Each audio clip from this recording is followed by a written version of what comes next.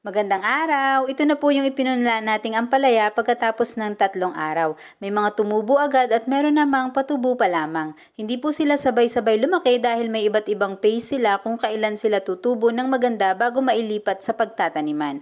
Gayon din sa buhay, may iba't iba tayong pace o bilis kung paano makakarating sa ating pupuntahan. May kanya-kanya tayong season kagaya ng mga halaman, may season ng pagtatanim, pagtatrabaho at pag-aani ng ating mga pinagpaguran. Every seed has the potential to become fruitful, but it must be planted in the right place and grown in a proper way.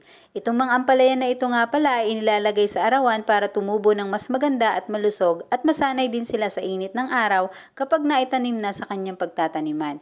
Kapag sobrang init na, maaari rin silang malanta kaya isinisilong sila at ibabalik na lamang kapag bandang hapon na para hindi na ganoong kainit. Sa susunod uli, samahan nyo kami uli. Pwede nyo rin kaming i-follow dito. Yun lang muna sa ngayon. Bye-bye!